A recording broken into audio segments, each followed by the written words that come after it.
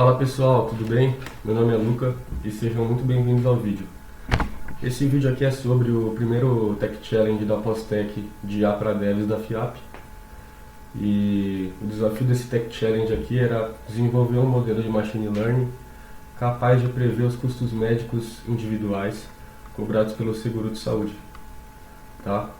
Então a gente desenvolveu um modelo de Machine Learning de regressão para resolver esse desafio. E a gente utilizou aqui o ambiente de desenvolvimento Google Colabs, tá?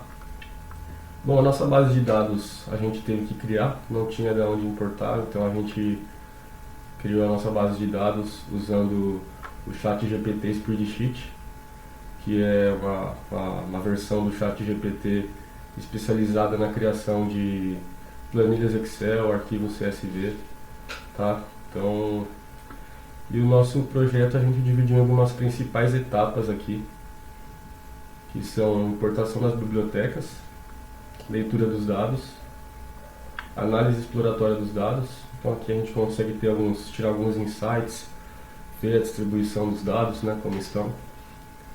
Transformação dos dados categóricos para dados numéricos, o que é muito importante porque o modelo de Machine Learning não consegue aprender contextos, né? Dados categóricos são dados textuais, né? Então, o modelo de Machine Learning não consegue aprender contextos, ele só consegue identificar padrões numéricos. Então, tem que ter essa transformação para dados categóricos. Depois partimos para o pré-processamento dos dados. Aqui a gente separa, né, as variáveis características da variável que é target, divide o conjunto de treino e teste e padroniza os dados para depois testar os modelos. Então aqui a gente primeiro testou os modelos sem normalização nem padronização aplicada, para ver como que ia ser o resultado, para depois então aplicar a padronização e ver se o resultado ia ser melhor ou não. Aqui no caso a gente só deixou com padronização porque foi testado com normalização também, só que a padronização teve um resultado melhor, tá? Então a gente optou por tirar a normalização daqui. Bom, então vamos começar.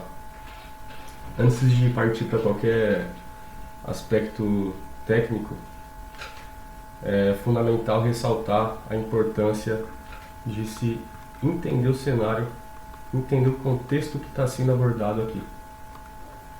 Porque, beleza, pegar no pé da letra aqui, o cenário é prever os custos médicos de cada indivíduo, né, cobrados pelo seguro de saúde. Só que por trás desse cenário aqui, o que acontece? Como que é medido esse custo individual cobrado pelo seguro? O que o seguro avalia de importante saber para cobrar os custos médicos para cada pessoa? Então, entender o cenário impacta desde o começo até o fim do desenvolvimento do modelo de Machine Learning, né? O primeiro ponto principal que impacta aqui é na criação da base de dados, por exemplo. No nosso caso, a gente teve que criar uma base de dados, né? Então, para a gente conseguir criar uma base de dados coerente com o cenário, a gente tem que entender ele. Não é simplesmente pedir para gerar uma base de dados com dados totalmente aleatórios que pronto, já está resolvido. Não, o modelo precisa trabalhar com dados. Só que os dados devem ser coerentes com a situação, porque senão vai chegar na hora de fazer a predição e não vai corresponder com o cenário. Bom, então, começando aqui, qual a importação das bibliotecas? A gente utilizou algumas aqui, Pandas, NumPy, Matplotlib, Seaborn, sklearn, tá? Leitura dos dados. Então, usando a função pd.readcsv, função do Pandas, a gente está lendo nossa base de dados amostra.csv, que está aqui nos arquivos, e já está exibindo as 5 primeiras linhas da base de dados, né? Então aqui é possível fazer umas análises já de acordo com esse entendimento do cenário para ver como que é, né? Por exemplo aqui, ó, a variável que a gente quer prever é sem cargos aqui, né? Que são os custos médicos. Essa aqui é a variável target.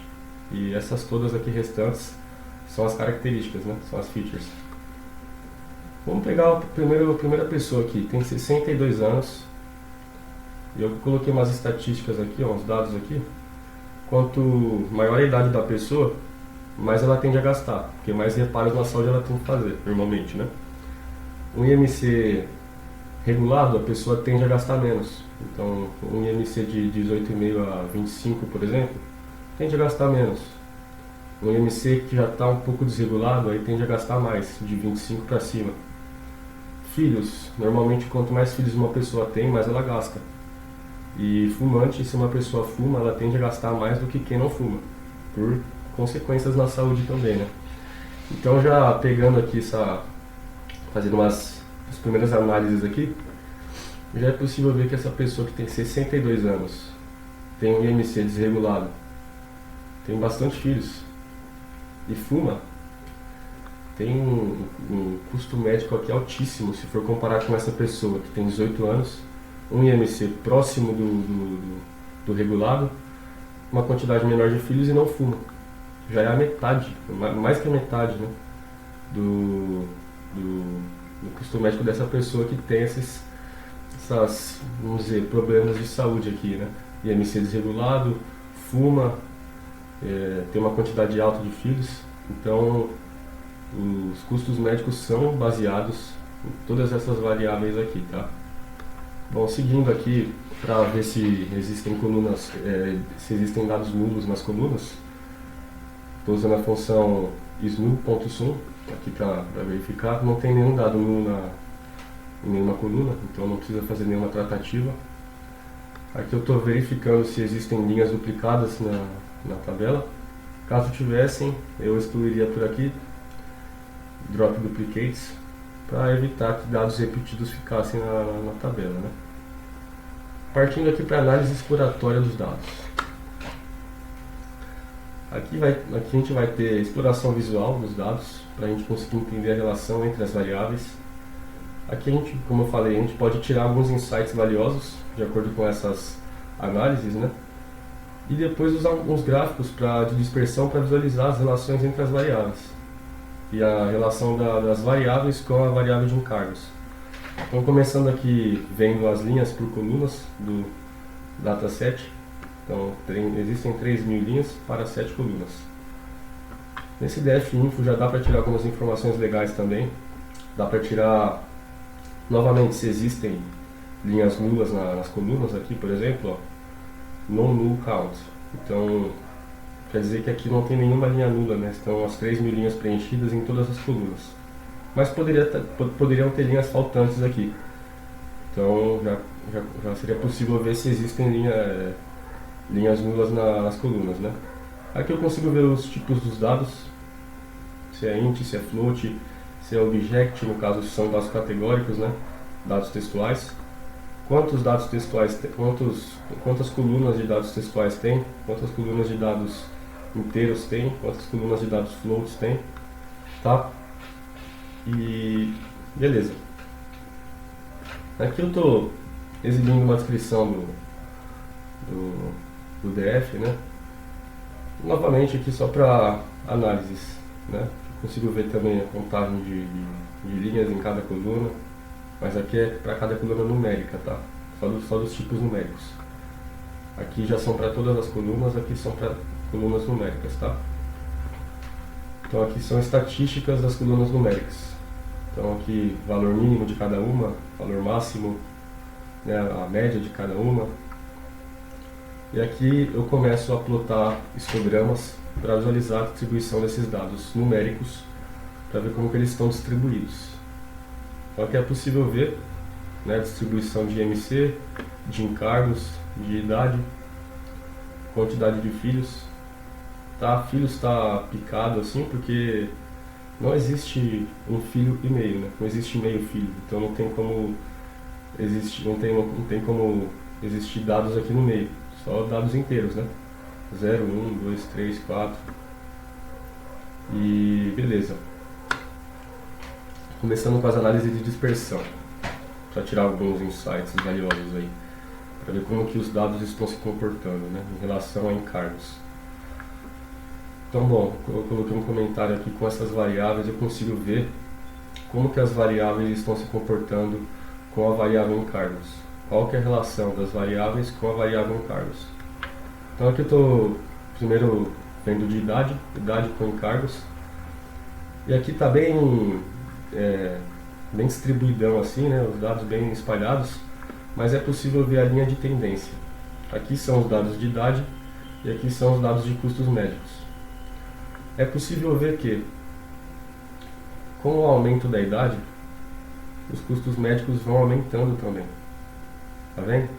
Então aqui, chegou numa idade maior, o custo médico já é maior aqui também, ó. Já chega a 6 mil, por exemplo, né? Existem alguns dados aqui também de 6 mil no comecinho, mas se for pegar é mais comum aqui no final, né? Então a linha de tendência, ela aumenta conforme a idade aumenta. Então é possível, por exemplo, já tirar uma análise, já tirar um insight de que conforme a idade aumenta, o custo médico da pessoa também aumenta. Essa é a intenção, na verdade, com esses gráficos aqui de dispersão, tá? Aqui exibir os valores mínimos, máximos e média de idade, né?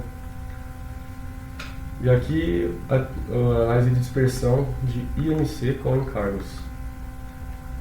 Aqui é a mesma coisa, eu consigo ver, através dessa linha de tendência aqui, eu consigo ver que aqui no IMC, conforme o IMC vai aumentando, o custo médico vai aumentando também.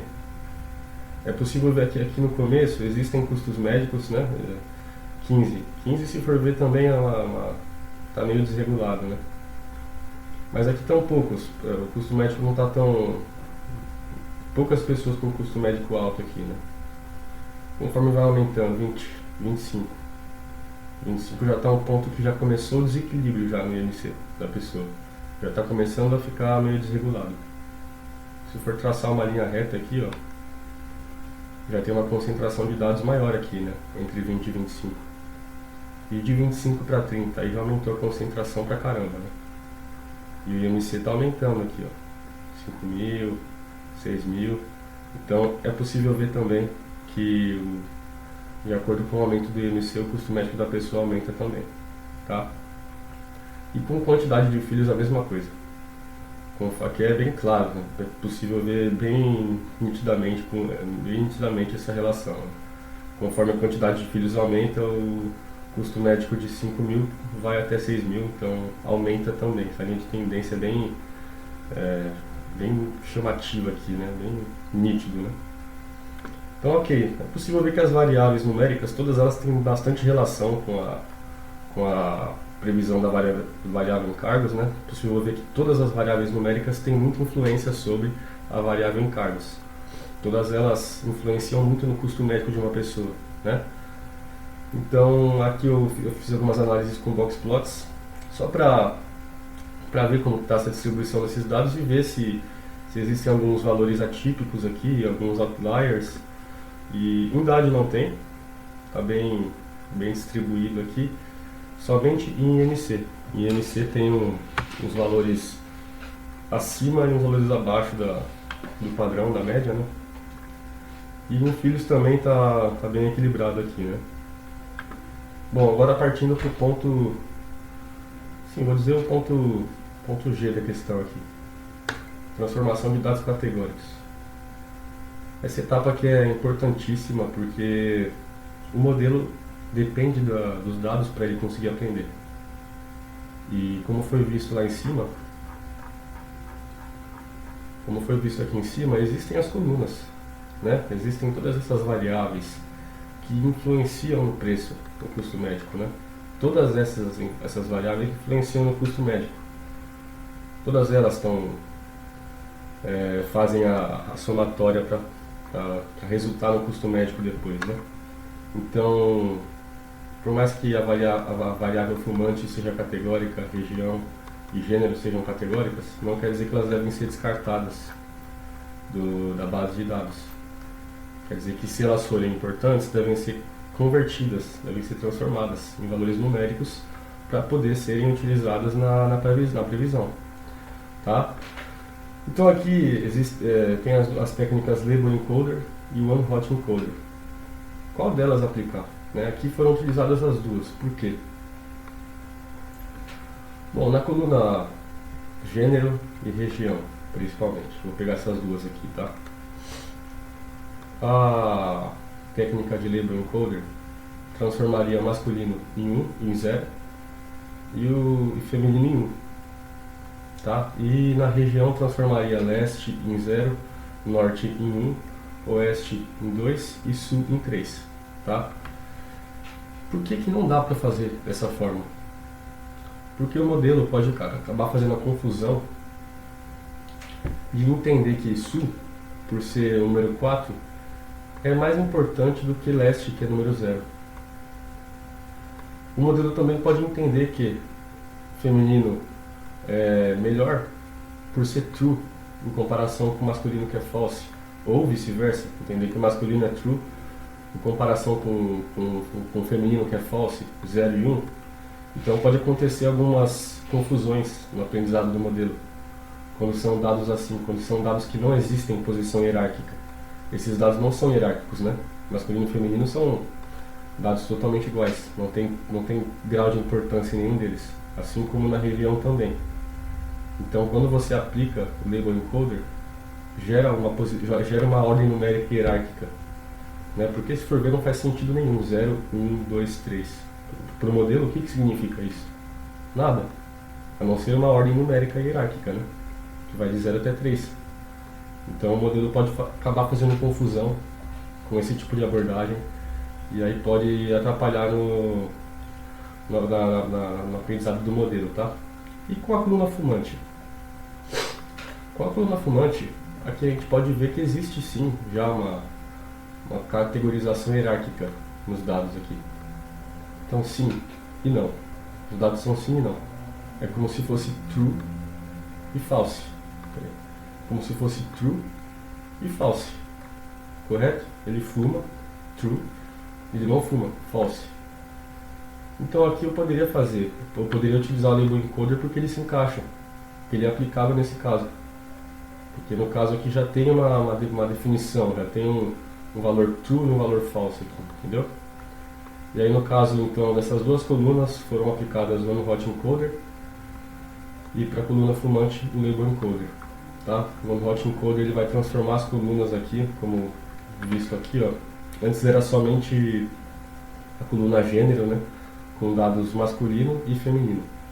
Agora transformou em colunas gênero feminino, indicando quem que é e quem que não é, né? E aqui a coluna gênero masculino também, mesma coisa, indicando quem que não é e quem que é. Isso aqui para o modelo é perfeito para aprender, né?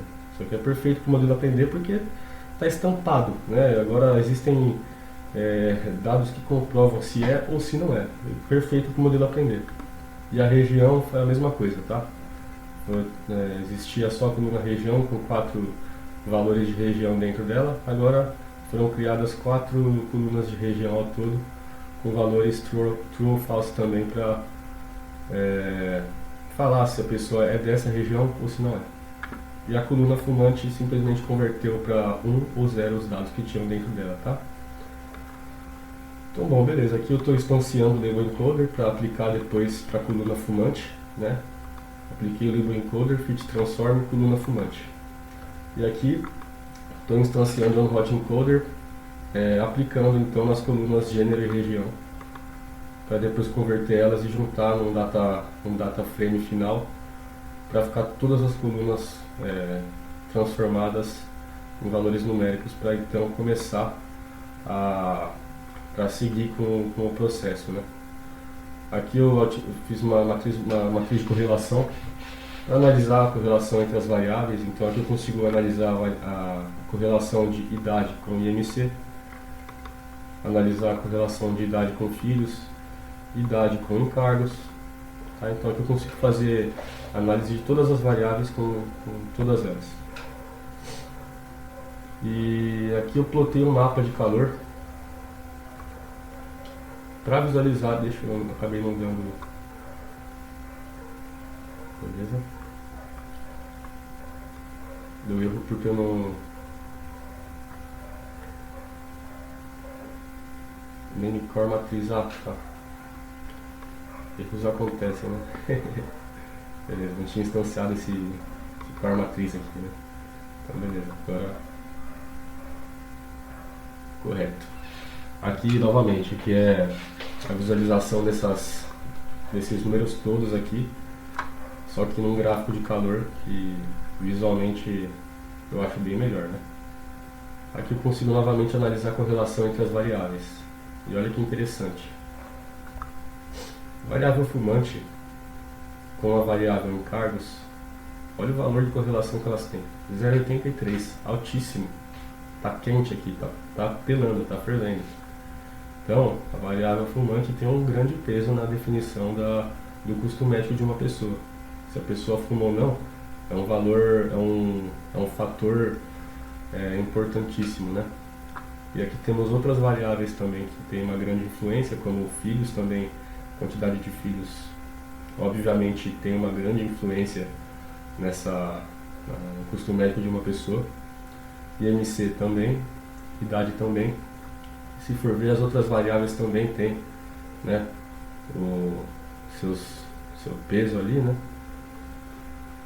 Gênero feminino, região, elas têm aí seu grauzinho de influência, né? Mas as mais chamativas são essas quatro aqui que realmente tem um grau de correlação altíssimo, né? Bom, analisando as variáveis, aqui eu coloquei uns comentários para fixar essa ideia, né? Custos versus idade, conforme a idade aumenta, os custos tendem a ser maiores. Custos versus fumante, mesma coisa, né? E IMC também.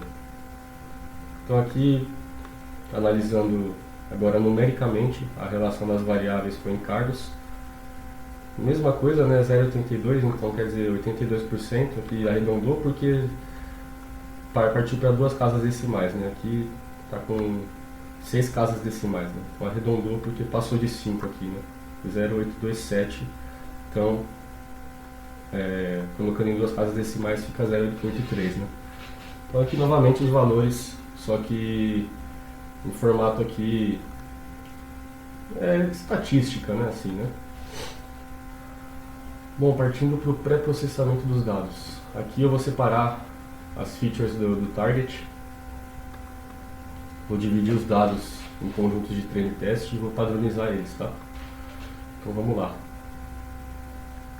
Aqui primeiro então estou separando, peguei o data frame final, excluí a coluna encargos para colocar dentro de X. Vou explicar melhor. Dentro de X, eu peguei o data frame todo, peguei todas as 7 colunas e só excluí encargos. Então, todas as 6 colunas restantes compõem compõem X, tá? Compõem as variáveis características independentes, tá? Em Y, eu peguei o data frame e só selecionei a variável encargos. Então, a variável encargos é a variável target, a variável dependente. E aqui estou treinando o modelo, separando 20% para teste e 80% para treino, tá? Eu testei o modelo sem normalização e sem padronização para ver como que ia ser o desempenho dele. E eu usei alguns modelos de regressão aqui. Primeiro eu usei o KNN, foi o primeiro modelo que eu usei. Eu não coloquei ele aqui porque o desempenho dele foi péssimo. Então não valia a pena ter deixado ele aqui porque isso ia poluir mais ainda o código, né? Eu deixei aqui os 3 mais que tiveram um rendimento melhor aí, né? Primeiro, o Random Forest Regressor. Vamos lá. Criação do modelo aqui. Então, estou treinando o modelo final com o Random Forest, né? Colocando o número de estimators e Random State. Estou aqui treinando o modelo, então estou dando um ponto fit nele, passando os dados de treino, passando os dados de treino aqui, né? X-train e Y-train. E aqui eu estou fazendo a previsão com os dados de teste, tá? Então, vou treinar aqui o modelo. Vou verificar aqui qual foi o nível da acurácia dele. Então aqui estou usando as métricas de avaliação do modelo, MSE, RMSE, MAI e R2 Score, tá? E foi possível ver que o resultado foi de 79%. Se for pegar para analisar, 79% é um resultado que já está caminhando para o legal. Não está ideal, é óbvio, mas já é um resultado que está caminhando para o que seria um resultado ideal, tá? Então aqui testando com o Gradient Boosting Regressor, para ver como que ele atua, né? Novamente, aqui eu estou criando ele, treinando e fazendo as previsões no conjunto de teste, e aqui estou fazendo a avaliação dele. E aqui é possível ver que, opa, a acurácia dele teve uma grande melhora, de 79 para 82. Só que aqui não é 82 redondo. Deixa eu colocar aqui para visualizar melhor. 81,85. 81,85. Então ele teve ali um rendimento de 81%, vai, 81,85, né? E aí também, pô, mas já está melhor que Random Forest Regressor, né? Já está bem melhor. Então já se descarta esse por enquanto e vamos ficar com esse aqui por enquanto, né? E agora testando com Linear Regression. Foi o modelo que teve melhor desempenho. Aqui novamente criação, treino e previsão e avaliação do modelo. 82% também. Só que se eu colocar para exibir em 4 casas decimais, 8200. Então ele já está arredondado já. Aqui ele tinha arredondado porque ele tinha arredondado para 82 porque eu coloquei para exibir em 2 casas decimais, né? E como já está próximo de 82 aqui, aí ele arredondou para 82, né? Mas aqui não, aqui já está arredondado para 82, aqui já chegou em 82. Então, realmente Linear Regression é o melhor modelo que teve melhor desempenho, tá? Agora eu vou testar com padronização. Vou padronizar os dados. Estou instanciando o Standard Scalar e estou treinando o modelo com a padronização aplicada nos dados de treino aqui, tá? E aqui estou dando um fit transform nos dados de treino e estou transformando os dados de teste, tá? Então vamos lá, executar aqui a linha. Aqui são as estatísticas aí dos dados de treino com padronização. E aqui novamente os modelos treinados já.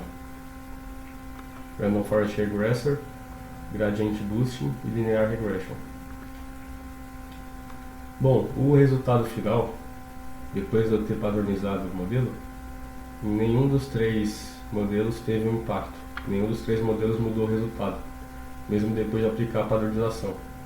Mas pelo menos já é uma garantia de que o modelo está seguro, né? O modelo já está ali padronizado, já está com os dados colocados numa escala legalzinha. Mas por mais que não tenha tido uma diferença aqui na porcentagem, daqui a pouquinho eu vou fazer uns testes aí, eu vou mostrar para vocês que sim, tem diferença sim, tá?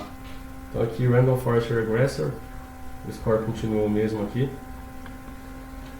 E aqui para testar o modelo com dados novos, porque assim, o modelo, pelo que a gente viu aqui, ele está desempenhando bem, né? Se for pegar o Linear Regression, deu 82% lá de precisão, então quer dizer que está desempenhando bem, né? Mas será que eu devo confiar e...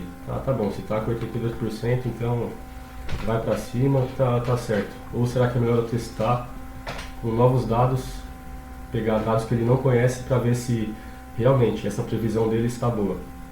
Então por isso que entra testando com dados novos aqui, tá? Coloquei novamente aqueles dados aqui para a gente conseguir bater o olho de novo e comparando, né, com os resultados. E aqui eu criei uma função para fazer esse teste com dados novos aí. Então aqui eu estou pegando simplesmente uma nova pessoa, pegando as colunas do data frame, todas as colunas que existem lá, e estou passando dados aqui de última hora, né? Dados novos aqui. E aqui eu estou fazendo essa previsão. A previsão do custo médio com os dados dessa nova pessoa. Então, vamos ver.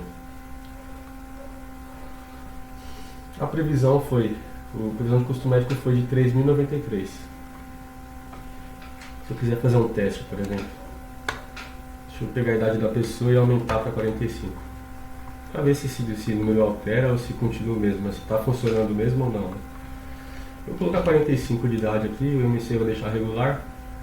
E filhos vou colocar 5, vai. Teoricamente, o custo médico da pessoa tem que aumentar, né? Então vamos ver. Olha que legal. Aumentou.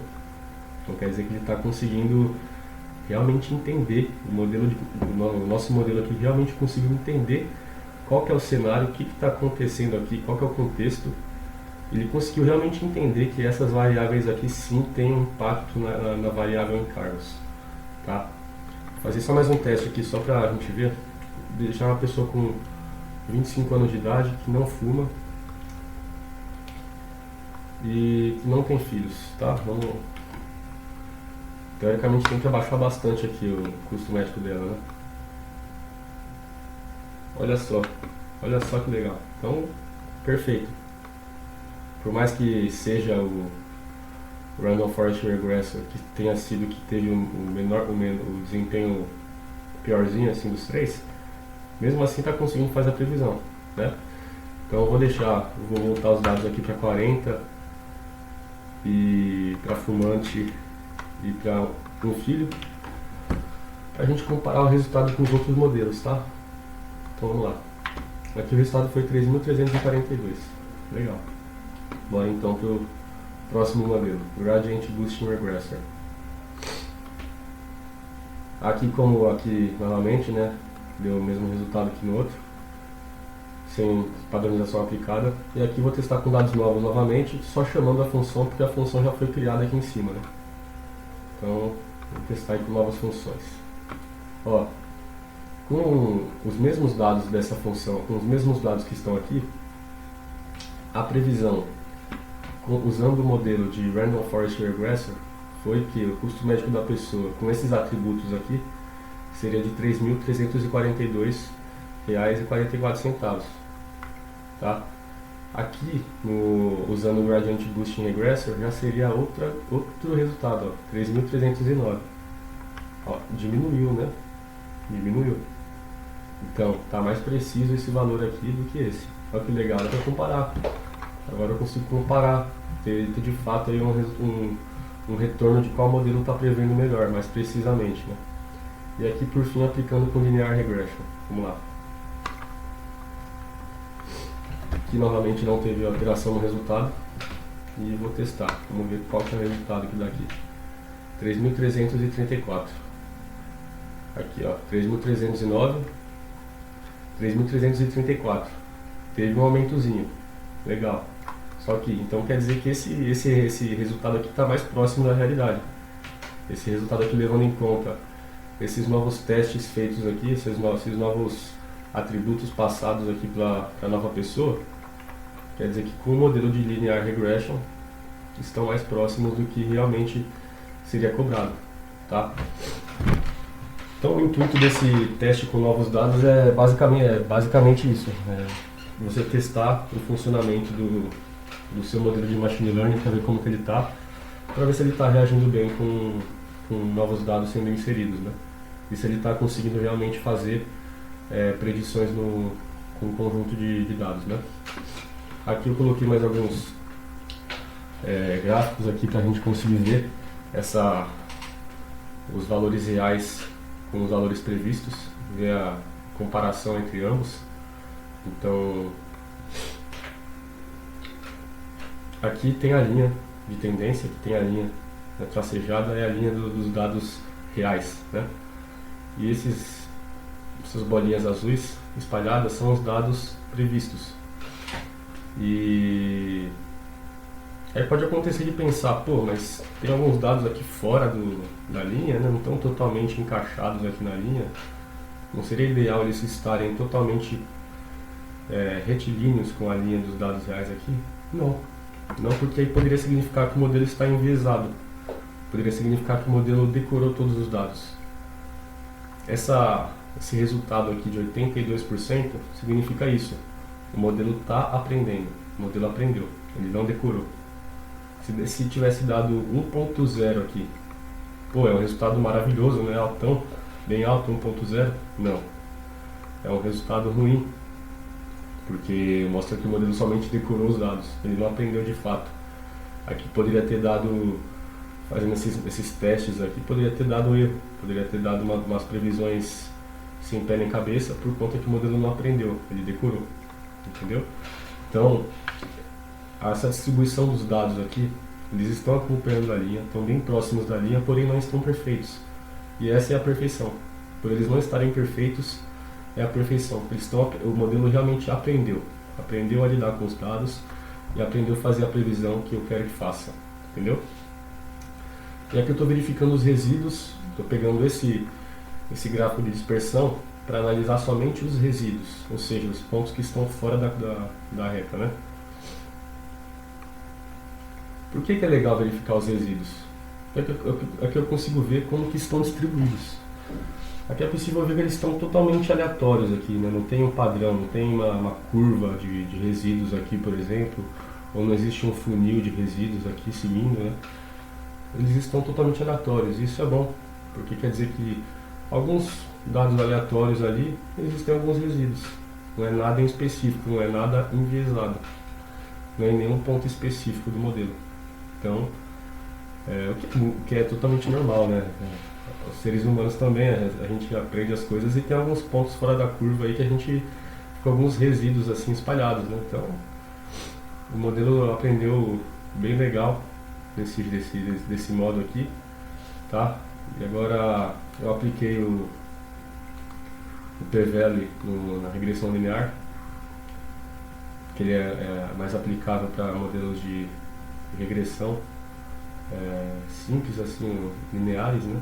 Os modelos de Random Forest Regressor e Gradient Boost são mais complexos, portanto essas técnicas aqui não são tão aplicáveis a eles, tá? Mas aqui é possível ver alguns resultados aqui, né? 0,831 de R-scored, e aqui eu coloquei alguns comentários. Esse p-value é a medida que facilita o entendimento se os resultados adquiridos com o modelo são significativos ou não, né? E ele ajuda em saber se o modelo está funcionando bem ou não, se o modelo conseguiu aprender de fato, né? Se ele conseguiu entender o que está acontecendo aqui nesse cenário e se ele lida bem com a diferença entre os dados reais e dados previstos, tá? Aqui eu apliquei também intervalo de confiança, porque são duas técnicas diferentes, apesar de serem bem parecidas umas com as outras. Aqui, por exemplo, pegando o cabeçalho aqui, né, se parecem bastante umas com as outras, né, mas são técnicas para mostrar resultados diferentes. Então aqui ele já é baseado na distribuição amostral dos dados. Então, com esse intervalo de confiança aqui, a intenção é se obter uma faixa de valores, que no caso são os intervalos de confiança, uma determinada probabilidade de obter a característica real através do modelo capaz de modelar determinada variável aleatória, né? Então, essa estatística aqui é a probabilidade do modelo conseguir prever uma nova variável, uma variável aleatória. Tá legal? Aqui acabou já, né? Então, pessoal, eu botei em conclusão aqui alguns adendos aí, algumas ressalvas. Então, bom, ao final do projeto a gente conseguiu então desenvolver um modelo de machine learning de regressão para prever um conjunto de dados robusto, né? Foram aplicadas técnicas aí de pré-processamento e o selecionamento dos algoritmos mais apropriados nessa construção aí, tá? Então, aqui eu coloquei qual que é a importância da análise contextual. Novamente, voltando lá para o começo, pegando aqui o amigão, qual que é a importância de entender o cenário? Para fixar mesmo, né? É crucial ressaltar que a precisão do modelo preditivo ela não vai depender somente da precisão dos modelos de machine learning que eu estou usando. Essa precisão ela depende principalmente da qualidade dos dados e da compreensão profunda do contexto que está sendo abordado. Então, a eficácia do modelo ela não depende somente da precisão dos algoritmos ou da quantidade dos dados, porque realmente uma grande quantidade de dados que o modelo aprender é bem melhor do que uma pequena quantidade. Isso aí é um fato. E modelos de regressão bem treinados, modelos mais às vezes mais complexos ou os modelos corretos para cada abordagem também facilita e ajuda, né? Só que não é só isso. Os dados têm que ter qualidade. O que é ter qualidade nos dados? É aquilo que eu falei lá no começo, eu acho que eu acabei não citando, mas os dados têm que ter lógica com o cenário. Os dados têm que ter lógica com o contexto. Então o contexto aqui é de previsão dos custos médicos. São os custos médicos cobrados pelo seguro para cada indivíduo. Então os dados têm que ter lógica com esse cenário. Os dados têm que condizer com esse cenário. O que isso quer dizer? Aqui, por exemplo, aqui na base de dados, essa aqui é a base de dados, tá? É aquilo que eu falei no começo. Uma pessoa que tem 62 anos de idade, fuma, tem 4 filhos, vai gastar mais que uma pessoa que tem 18, que não fuma e que tem menos filhos. Entendeu? Essa é a lógica dos dados. Os dados têm que ter uma lógica condizente com o cenário que está sendo abordado aqui no projeto, tá? Lições aprendidas, então. Separei os tópicos aqui, né? Qualidade dos dados, novamente. A qualidade e integridade dos dados são fundamentais. Mas aqui também, dados incompletos, ou seja, dados nulos, dados enviesados ou sem lógica dentro do contexto podem comprometer a precisão do modelo. Tá? Análise dos dados. Analisar a distribuição dos dados, como que eles são distribuídos perante a variável target, né? Analisar os números, analisar a distribuição desses dados é importante para saber como que eles estão divididos, para saber todos os tipos dos dados, se existem dados faltantes ou não, correlação entre as variáveis e também a transformação dos dados categóricos aqui também, né? Analisar então o contexto e o tipo dos dados é importante para aplicar as técnicas corretas. Aqui novamente entra o contexto, tudo se encaixa. É lindo porque tudo se encaixa aqui. Quando você analisa o contexto e você entende, você consegue aplicar a técnica correta de categorização dos dados, que foi o que foi feito lá na transformação das variáveis região e gênero. Sem analisar o contexto, sem analisar, realmente parar para analisar aquelas variáveis, eu teria aplicado o Label Encoder, assim como a gente fez no começo, a gente simplesmente aplicou o Label Encoder para as 3 variáveis e deixou. Só que aí depois, refletindo, né, matutando sobre o cenário, né, e sobre as variáveis, região, gênero e fumante, a gente percebeu que não era assim que devia ser feito. Aí a gente mudou. Pré-processamento dos dados, então separação dos dados de treino e teste, ou seja, qual variável que vai ser a prevista, quais variáveis que vão ser as que vão prever. Então isso é importante, né? Porque senão você simplesmente vai treinar e vai prever o seu modelo de maneira errada, né? E aqui a padronização dos dados. Padronizar ou normalizar os dados é um processo inegável em alguns casos. Existem casos que é que no caso desses meus dados aqui não estavam numa diferença de escala tão grande assim, né? Meio próximos aqui, só encargos que diferenciam um pouco, né? Mas existem casos que pode estar uma diferença assim, de escala enorme. Então, padronizar ou normalizar os dados para esses tipos de casos aqui são inegáveis, porque o modelo tem que entender que os dados são... Novamente, o modelo não pode fazer a confusão de que dados são melhores que outros. E pode acontecer, né? Caso fosse um número muito abrupto aqui, ele poderia entender que esse número fosse melhor que esse, ou fosse melhor que esse, ou melhor que esse. Então, tem que tomar cuidado com isso também, né? E por fim, testes e análises de resultados. Então, por fim, testar o modelo com diferentes algoritmos e analisar esses resultados aí, comparando, né, os resultados de cada modelo, como a gente fez ali, comparando de Random Forest com Gradient Boosting, com Linear Regression, e aí testar com novos dados depois e comparar esses resultados também para ver o desempenho de cada modelo, para ver como que desempenhou, né? E aí por fim escolher qual modelo que realmente deve ser escolhido para servir para esse caso, né? Pessoal, acho que por esse vídeo é só. Comentei tudo que tinha para comentar, acredito eu, tá? E, bom, espero que tenham gostado do vídeo, espero que tenha sido um vídeo bom. E até o próximo. Obrigado, pessoal. Pessoal, acabei esquecendo de comentar, mas O link dessa nossa solução tá fixado na descrição, tá? Sempre que a gente postar algum projeto aqui no YouTube, o link da solução vai estar na descrição, tá bom? Era só esse aviso mesmo. Valeu, gente!